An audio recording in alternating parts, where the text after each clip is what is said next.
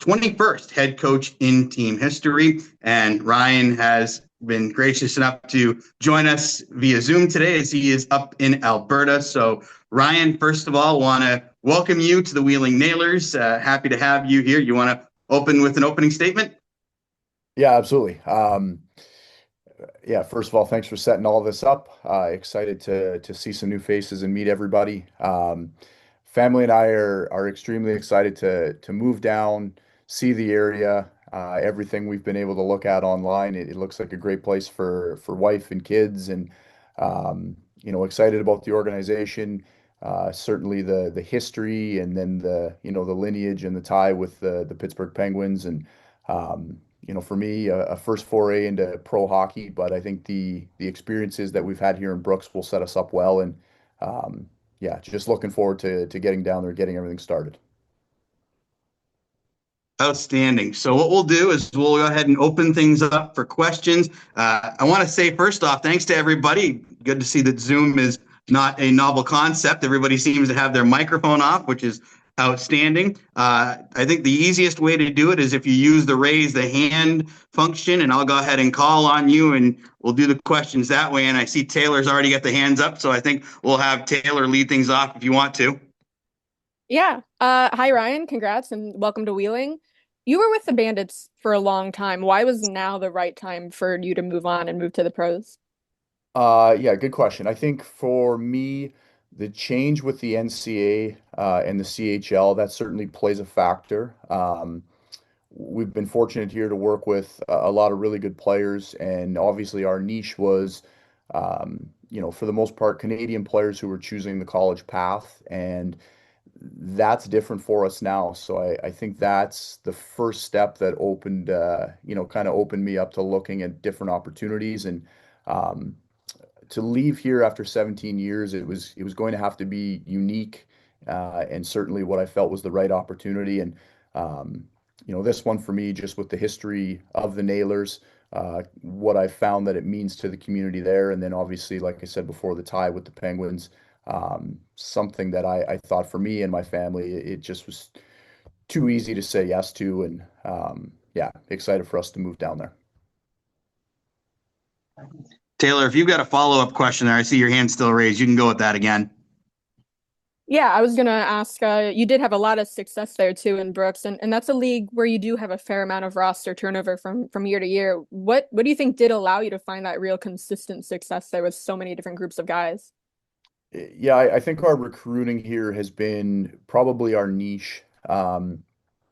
Just being open to different areas of North America, and different styles and types of players. I think we've been really adaptable over the years. And then just our player development, and how our guys are year to year. And, we feel like it becomes a cyclical thing where, as much time and effort as we're putting into the player development, we're getting it back on the other side with the winning and the culture. And, year over year, it's seemed to just drive itself.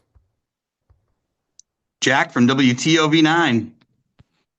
Thanks, DJ, and congrats, Ryan. I'm curious, as the wheels get in motion for you to take over this job. Your predecessor was a guy that was heavily indoctrined into the community in Wheeling. In addition to making the jump to professional hockey and being a part of the Penguins organization, what's your excitement level like to get to know the folks around Wheeling and fully become a member of the community and become indoctrined in Wheeling and everything that it's all about?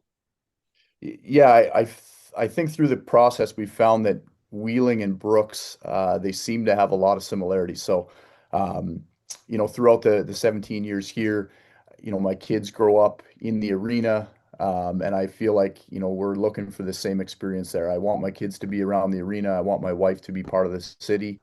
We certainly want to be out there meeting people, getting to know, the culture of the area. And I think it's important that we live there in Wheeling. It's a face and a name that people see and know. And, the hockey is one piece, but obviously the tie to the community and having everybody feel involved is another huge piece. So we're excited for it. Jake, WTRF. Coach, congratulations. DJ, thanks. Coach, I wanted to ask, in terms of the Penguins organization that you're stepping into. What do you like about where this organization is heading? Anything that, they're doing right now that kind of led you to take this position? Yeah, I think just their top-down approach using, all three teams within the system and really explaining the importance of how they'll use both Wilkes and Wheeling as places that are important for player development and an actual expectation that, players from Wheeling can matriculate and they can get to the NHL and that it's an expectation. So I think that part's exciting to know that you have the ability to work with players and see them move on, both to the American League and to the NHL. And I just think really like I believe that, everyone in the organization in my dealings, they've been upfront. Everything's been very black and white, easy to understand and see the path that they have set forth and all the same values that we've had here in Brooks over the years. So it's something that oddly lines up very, very closely with how we do things here. Samantha, you're up next. Hi, Coach. Congratulations. Welcome to Wheeling, and thanks, DJ. Kind of my question is, what is your coaching philosophy, and how do you tie that into developing not as the players individually, but as a team too? Yeah, so for me, I want our team to be offensive. I want us to be an exciting brand to watch. I think, there's many different ways you can win a hockey game, but I know the style of play that players like. I know what fans like to see, and so we want to be, high skilled, offensive. We want to be fast. I think all of that is with respect to being a hard team to play against. Certainly understanding the history of the team in the area.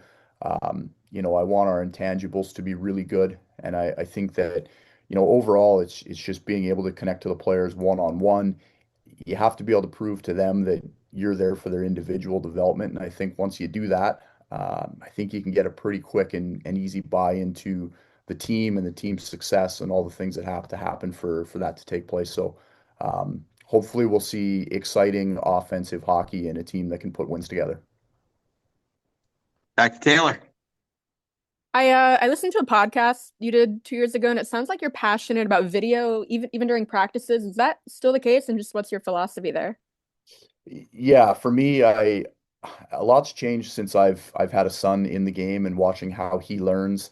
And then just over the years, I don't think standing at a whiteboard is doing the justice that it used to do. So here what we have is big screen TV in the middle of the benches. We've got our iPads with our live video. And I just think that instant feedback to be able to show players, whether it's team or individual development, the video is huge, especially in the moment. And I think if it slows a practice down, but we get more out of the day, I would rather that than just be out there doing, I guess mindless repetition where guys aren't getting the feedback. So yeah, very, very big on video, especially at practice, and day to day. I think that's probably the separator with a lot of teams is just the amount of time that you spend in the video room, whether it's with the team or the individual, and we'll certainly be doing a lot of that. Jack? Yeah, Ryan, what was the process like for you going through, the application interview process, talking to, how much communication did you maybe have with guys like Kyle and folks in the Penguins organization, and how did that balance out between maybe communication throughout the process with Brian and folks at the Nailers? Yeah, I was reached out to by the Penguins, asked if I was interested in a job in the organization, and really I was sitting in Disneyland with my family. So the answer was sure. I'd love to interview and see what it's all about. And I spent most of the process with Amanda Kessel and Jason Spezza, and getting to know them, going through the interview. Right after that, I had an opportunity to meet and speak with Brian. And I think having their sell on what the job was all about, and then being able to speak to Brian and understand from the Wheeling perspective and the community and the day to day, all of it seemed to be very aligned, and everybody's there for the right reasons. So it felt to me like a quick process. For us, it's the first time we've moved. It's the first new job that I've taken in 17 years. So a hard decision to leave, but also a really easy one once I heard what it was all about. Taylor? You're a former goaltender. A little uncommon to see ex-goalies in a head coaching role. Do you feel like that background gives you a different perspective now in your new role? I do. Geez, I'm so far removed from being a bad goalie, but um, I think it's a bit of a more of a wholesome approach. I saw the game coming at me, so I think I look at it from a different perspective. And although I'm not in there with the players, I don't have some of the similar experiences, day to day as they do. I've been doing this for long enough that I understand the repetition they go through and the fine details that make the difference between good players and great players. And I do think that the unique perspective gives me an opportunity to connect to them in a different way. Jake? Yeah, Ryan, obviously your first professional job as a head coach. Talk to me in terms of kind of where you want your career to go. I mean, is this something that you see as end goal here in Wheeling, or what type of move is that? Yeah, when I first came to Brooks, I didn't expect to be here for 17 years. So I'm excited about what's right ahead of us, which is this upcoming 25-26 season. Um, I've never really done this with long-term goals in mind. I think I've always been, day to day, month to month, year to year, and really just focus on where I am and what I'm doing. And at this point in time, it's getting to Wheeling, it's learning the team, learning the league, obviously the community, and I want to be focused on what we're doing right there and now. And if this leads to something different in the future or bigger, better, however you want to phrase it, I think that's great. But to me, the important piece right now is doing everything we can in Wheeling to develop players, have an exciting product, and ultimately we'd like to win.